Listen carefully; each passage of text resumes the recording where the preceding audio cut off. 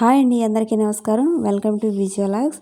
ఈరోజు వీడియోలో సండే స్పెషల్గా దున్న మాంసం సూప్ అయితే తయారు చేశానండి. అదేనండి దున్న మాంసం చారు అంటారు కదా అది.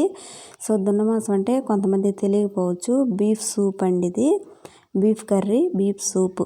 సో చాలా టేస్టీగా చాలా బాగుంటుంది. కాళ్ళ నొప్పులు ఏమైనా ఉన్నా కానీ ఈ సూపు వారానికి ఒకసారి తాగితే ఒక 2-3 సార్లు అట్లా తాగితే పెయిన్స్ ఏమైనా ఉన్నా కానీ కాస్త తగ్గుతాయండి.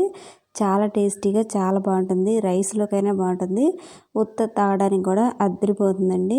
సో ఒకసారి మీరు కూడా ఇట్లా నేను ఎలా చేసిన వీడియోలో చూపిస్తాను. సో మీరు కూడా ఒకసారి అయితే ట్రై చేయండి. టేస్ట్ మాత్రం చాలా బాగుంటుందండి. ఉత్తదే తాగొచ్చు అనమాట. ఫస్ట్ అయితే మసాలా కోసం అయితే కొన్ని ధనియాలు, బిర్యానీ ఆకులు, చెక్క, లవంగాయలు, జీలకర్ర ఇవైతే అన్నీ కొన్ని క్వాంటిటీలో తీసుకొని ఇవి లైట్గా ఒక 2-3 నిమిషాలు అట్లా ఫ్రై చేసుకొని తీసుకుంటే చాలు. కొంచెం పచ్చివాసన పోయి ఎర్రగైతే చాలన్నమాట. ఇందులోకి ఒక 5-6 మిరియాలు కూడా వేసారండి. లైట్గా దోరగా వేయించుకొని ఫ్రై చేసుకొని ఇట్లా మిక్సీ పట్టుకోవాలన్నమాట. సో మెత్తటి పొడి కట్టుకోవాలండి. ఇది మొత్తం కూడా మనకి అవసరం ఉండదు. ఇందులో ఒక 3 స్పూన్ల వరకు అయితే మనకు సరిపోతుంది. ఇప్పుడు అదే మిక్సీ జార్లోకి కొన్ని చిన్నులపాయ ముక్కలు, ఎండు కొబ్బరి ముక్కలు అయితే కొన్ని వేస్తున్నాను. కొంతమంది కొబ్బరి వేసుకోరండి, కానీ కొబ్బరితో చాలా బాగుంటుంది. సో అలాగే కొన్ని అల్లం ముక్కలు కూడా కొన్ని వేసాను. పచ్చిమిరపకాయలు, మన కారం కాస్త తక్కువ వేసుకోవాలి. ఘాటు కోసం ఒక 3 పచ్చిమిరపకాయలు వేసుకుంటున్నామండి. సో మనకు సూపు కాబట్టి ఇందులోకి కొత్తిమీర కాస్త ఎక్కువే పడుతుందండి, చూసుకొని వేసుకోవాలన్నమాట. నేను కాస్త ఇక్కడ ఎక్కువే తీసుకుంటున్నానండి. ఉంటే పుదీనా కూడా వేసుకోవచ్చు అనమాట. నేను ఇక్కడ ఓన్లీ కొత్తిమీరే తీసుకున్నానండి. కొత్తిమీర ఫైనల్గా ఒక 2-3 ముక్కలు టమాటా ముక్కలు అయితే తీసుకున్నాను. జస్ట్ గ్రేవీగా బాగుంటుందని చెప్పేసి ఒక చిన్న సైజు టమాటా అయితే ఒక 3-4 ముక్కలన్నీ తీసుకున్నానండి. ఇది మరీ మెత్తగా కాదు, మరీ బరగ్గా కాదు. ఇట్లా నేను వీడియోలో చూపిస్తున్న విధంగా ఇట్లా మిక్సీ పట్టుకోండి. సూప్కి ఇట్లా పట్టుకుంటే చాలా బాగుంటుంది అనమాట. ఇప్పుడు మాంసం వచ్చేసి దున్న మాంసం తీసుకుంటున్నా కదా, ఓన్లీ బోన్సే తీసుకోవాలండి. అప్పుడే టేస్ట్ బాగుంటుంది. కండ కాస్త తక్కువ తీసుకున్నా కానీ కాస్త తక్కువ, అన్నీ బోన్సేనండి. ఈ సూప్కి టేస్ట్ మాత్రం అద్దరిపోతుంది అనమాట. సో బోన్ సూప్ అనమాట, దున్న మాంసం బోన్ సూపు. ఒకసారి మీరు టేస్ట్ చేసి చూడండి, మళ్ళీ ఇదే చేసుకొని తింటారనమాట, అంత బాగుంటుంది.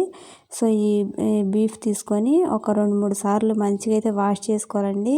ఈ మాంసం అంతా కూడా మంచిగా తెల్లగా వచ్చిందాక నేను ఇట్లా శుభ్రంగా కడిగి తీసుకున్నాను అనమాట. కడిగేటప్పుడు కాస్త ఉప్పు అయినా వేసి కడుక్కోవచ్చండి. సో నేనైతే మామూలుగానే కడిగాను అనమాట.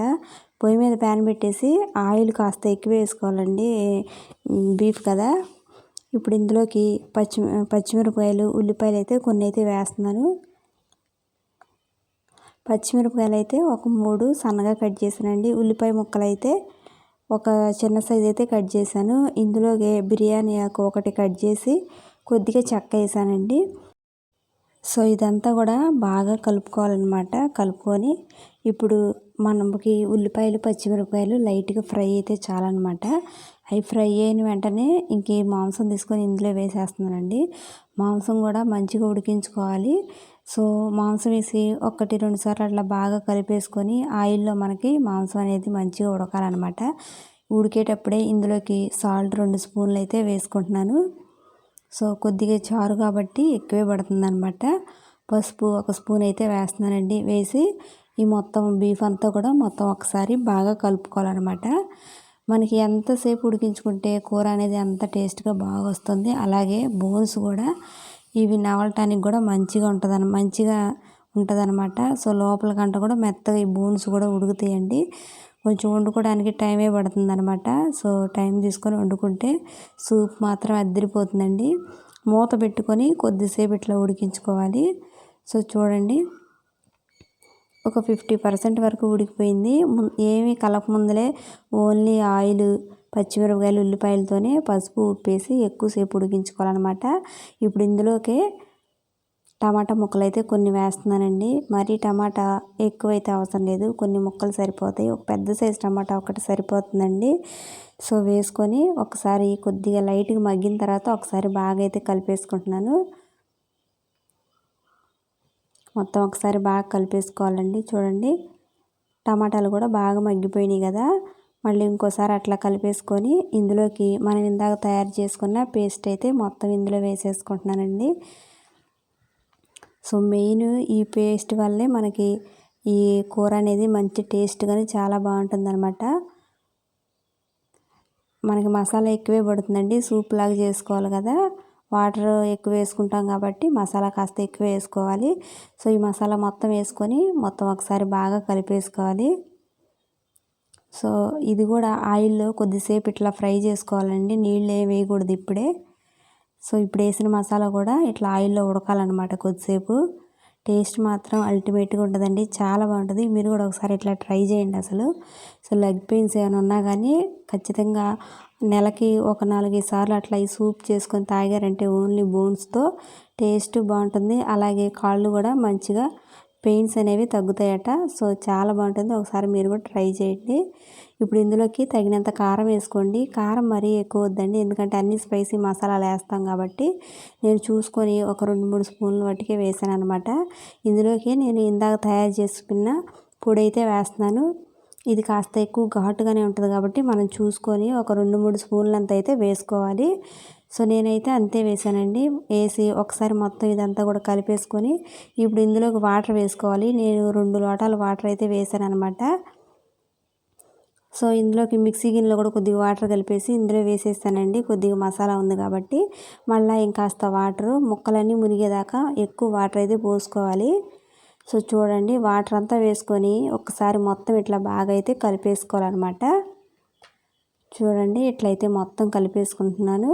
సిమ్లో మీడియం టు హై ఫ్లేమ్లో అవసరం లేదు, సిమ్లో పెట్టుకొని ఒక కొద్దిసేపు ఉడికించుకుంటే టేస్ట్ మాత్రం చాలా బాగుండిద్దండి. ఇప్పుడు ఇందులోకి సాల్ట్ ఇప్పుడే చూసుకొని వేసుకోవాలండి, ఉడికేటప్పుడే సాల్ట్ వేసుకొని ఇందులోకి కొన్ని కరివేపాకులు కూడా వేస్తున్నాను.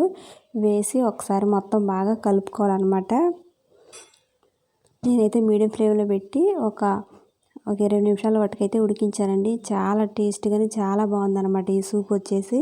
చూడండి నీళ్ళన్నీ కూడా కాస్త ఇనిగిపోయి చారు కొద్దిగా చిక్కగానే చాలా బాగుంటుంది. మనం ఉత్త తాగడానికైనా బాగుంటుంది, అలాగే అన్నంలో తినడానికి కూడా చాలా బాగుంటుందండి. ఇప్పుడు ఈ బోన్స్ అన్నీ కూడా మెత్తగా ఉడికిపోతాయి అన్నమాట, మనం నమలడానికి కూడా చాలా బాగుంటుంది. ఇప్పుడు ఫైనల్గా ఇందులోకి కొత్తిమీర కొద్దిగా వేసేసుకొని స్టవ్ ఆఫ్ చేసుకోవటమేనండి. సో వేడివేడిగా దున్న మాంసం సూప్ అయితే రెడీ అయిపోయిద్ది. నేను మీకు ఇప్పుడు చూపిస్తాను చూడండి. పొయ్యి మీద నుంచి దించేసి ఒక 2 మినిట్స్ తర్వాత నేను మీకు చూపిస్తున్నాను. కొద్దిగా చిక్కగా కూడా అవుతుంది చల్లారే కొద్దిగా. చూస్తానికి కూడా ఎంత బాగుందో, తినటానికి కూడా అంతే బాగుందండి. మీరు ఒకసారి ఖచ్చితంగా ట్రై చేయండి. సో ఇది ఉత్తది కూడా తినవచ్చు. ఈ సూప్ అయితే ఉత్తదే తాగితే బాగుంటుంది అన్నంలో కన్నా కూడా. సో ఎప్పుడైనా సూప్ తాగాలనుకుంటే ఇటువంటి సూప్ చేసుకొని తాగొచ్చు అనమాట. సో వేడివేడిగా సండే స్పెషల్గా ఈరోజు దున్న మాంసం సూప్ అయితే తయారు చేశానండి. సో టేస్ట్ మాత్రం అదిరిపోయిందనమాట. స్మెల్, ఆ టేస్ట్ అంతా కూడా చాలా బాగుంది. సో ఒకసారి మీరు కూడా ట్రై చేయండి. ఎవరైనా దున్న మాంసం తినేవాళ్ళు ఎవరైనా ఉంటే మాత్రం ఇట్లా సూప్ చేసుకొని తయారు చేసుకోండి, టేస్ట్ మాత్రం అదిరిపోతుంది. ఓన్లీ బోన్స్తోనే చేశానండి. సో నాకైతే బాగా నచ్చిందనమాట. అండ్ ఈరోజు వీడియో అయితే ఇంతేనండి. కొత్తగా మా ఛానల్ చూస్తున్నా ఆల్రెడీ చూసేవాళ్ళైనా సరే వీడియోని లైక్ చేసి మా ఛానల్ని సబ్స్క్రైబ్ చేస్తారని అయితే అనుకుంటున్నాను. అండ్ మీరు కూడా ఒకసారి సూప్ అయితే తయారు చేయండి. ఈరోజు వీడియో అయితే ఇంతే అనమాట.